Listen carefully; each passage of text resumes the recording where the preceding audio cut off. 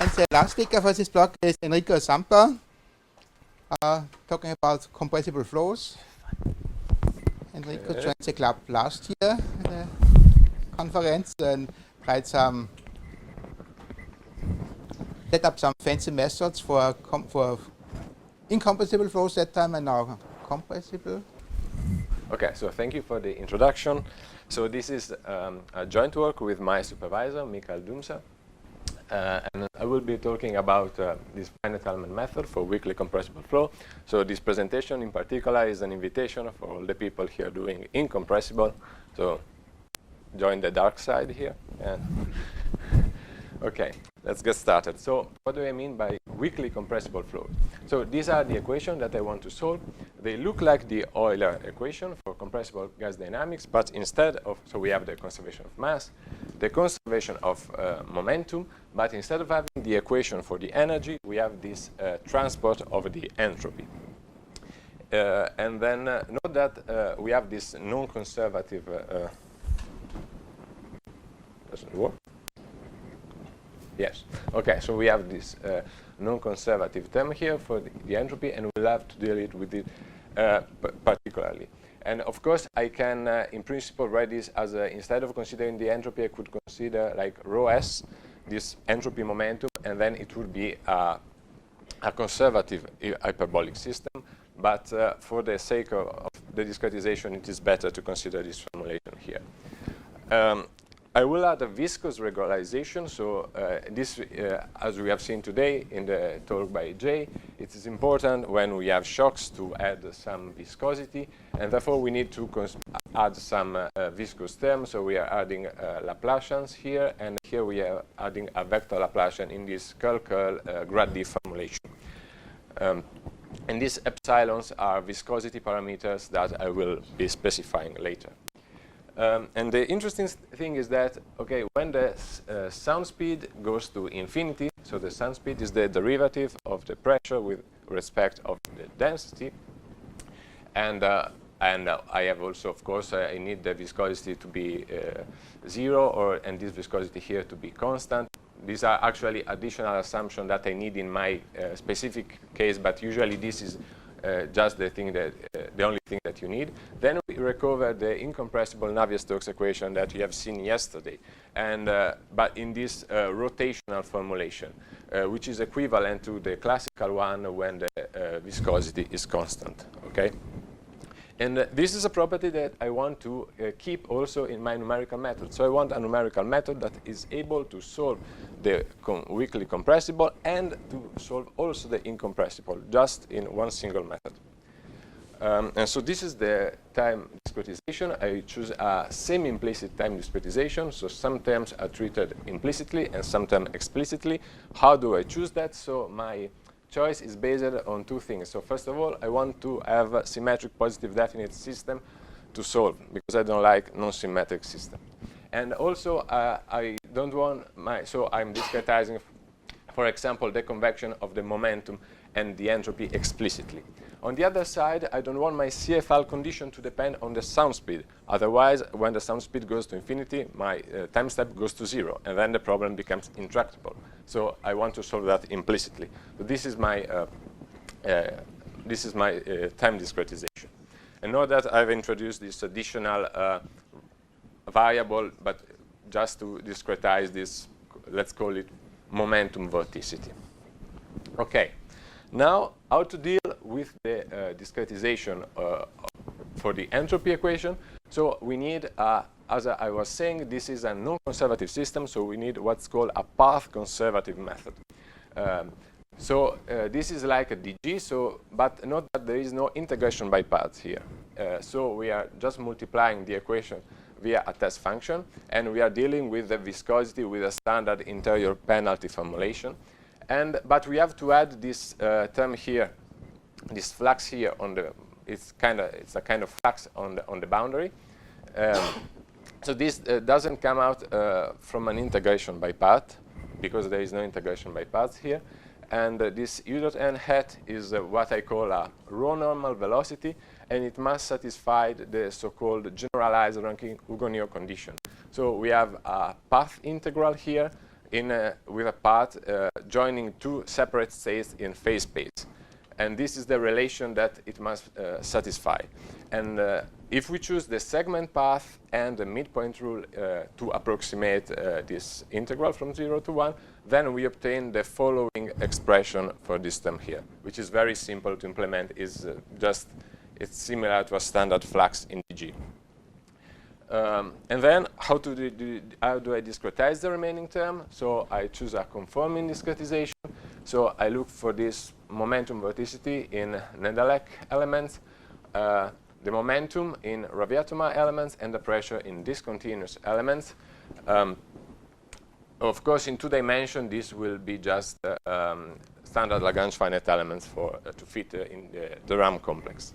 And this is the system that I have to solve after the Newton linearization, because I didn't know that there was the Newton function. So I wrote the Newton linearization myself. And then, okay, you can play a bit with this system. And, okay, this is not symmetric positive definite, but you can make it symmetric positive definite. I have no time to explain the details, but if you want, we can discuss it. And so this is the what I do for the remaining variables.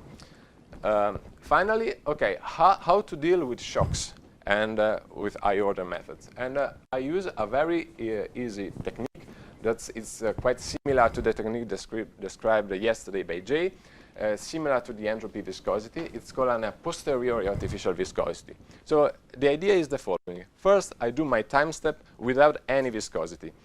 Then I see where things have gone wrong. So for example, I see when the density has become negative, or where I'm getting not a number, or things like that.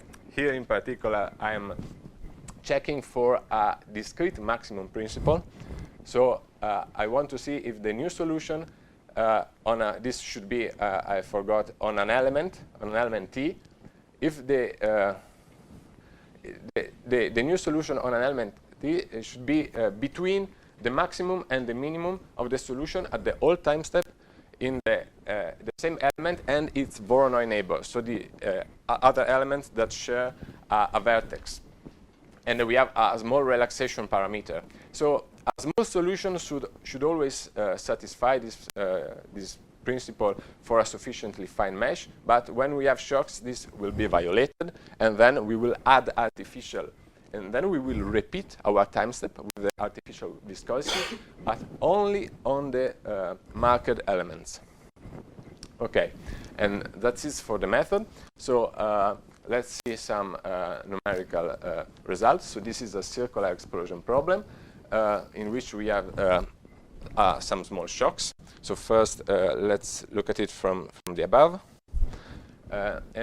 So this is the density that I'm plotting. So we have a jump in the density, which is creating this explosion. And in red, you see the trouble elements in which I'm applying this artificial viscosity here.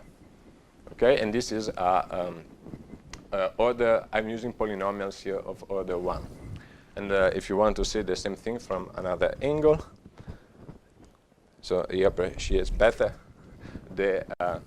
how this explosion works. So we are starting with like the density 1 inside the circle and 0.1 outside, and then you see, and also we have a jump in the pressure, and here you see the explosion with in red the marked elements on which I have the additional viscosity. Okay, so a cut with a comparison with the reference solution. So of course, a question could be why not apply constant viscosity everywhere? Because this is what happens. So of course, we get a very smooth profile, but the solution gets smeared out too much. Okay, so on the other side, when we apply this viscosity only when it's needed, so we get something very close to the reference solution here.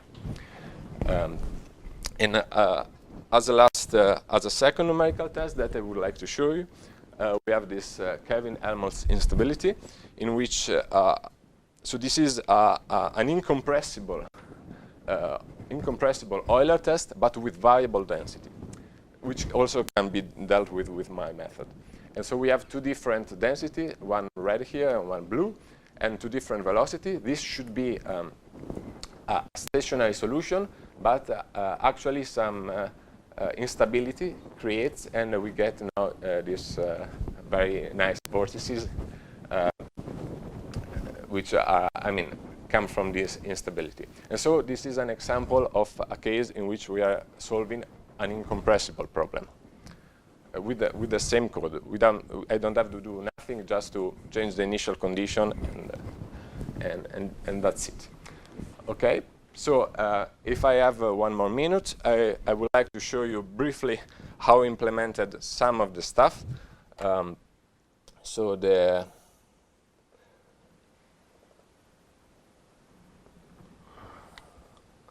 I don't have a beautiful Jupyter notebook yet, but but I will try to have it. So this is how to compute this maximum principle. We need to evaluate. We need fast evaluation of functions, and so this. This code was inspired by a work that I've seen by Gu Shangfu, who also works a lot on hyperbolic PDEs. And so the idea here, I want to compute we have to compute these points at first, so before doing everything else. So we define an integration rules. So here I'm using, for example, the vertices and the midpoints of the edges of the triangle. And then I'm running over all the elements, and I'm using the affine mapping to compute all the list of points. And I'm using this epsilon tolerance to not be exactly on the vertices, because I want to evaluate the function from inside the element. And then I'm computing the once and for all the points. And then this is how compute with a NumPy the minimum and maximum of the solution. So I have this whole list of points, and I do a reshape so that I have like elements, and for each element all the points on which I have to sample the solution. And so with this reshape, and then everything is done in a vectorized way, because of course, as you know, if we want to be fast, we have to do everything in with vectorized operation. I think that's all, and if you have more questions on the implementation or on the method, I'm here. Thank you. Thank you very much, Enrico. Some questions right now? Yes. Sava? I have 2 questions actually. About the artificial viscosity, how it's determined. Like I think on the slide it was like epsilon equals c times h. Yes. So if h decreases, the artificial viscosity also decreases. Yes. But shouldn't there be also some kind of dependence on the polynomial order p? Like if you have some kind of high order method, that should be also decreased? Some people do like ch over p. But, yeah, something like that. Yeah. To be honest, I didn't experiment too much with it, because I've done order 1. I've used order 1 and order 2. So for that I didn't see really, yeah. So one thing that. Yeah. Okay. Second question. Yeah, quick. And does the artificial viscosity takes part in the volumetric part, in volumetric terms, or is it also kind of skeleton-based stabilization? No, it's a true it's like a true viscosity. True viscosity. Yes. Yeah. I think you have some good time later. So. Yeah. Better. I didn't understand what is the physical mean. So why you are imposing the weekly compressibility? So this is a compressible measure of the equation when you are evolving the entropy. Yes. Usually you would go to like a quarterback model to impose the weekly data. So you would penalize the change in density. Where are you penalizing the change in density? It's not a penalization. It's like it's physics. So if you start with compressible Euler, when Mach number goes to 0, you recover Navier-Stokes. Yes. And that's it. Okay, so you have a Mach number that gets close to 0. Exactly. That's the reason why you say it is nearly compressive. It's nearly compressive. Yeah, also, I can deal also with Mach number 0. Okay.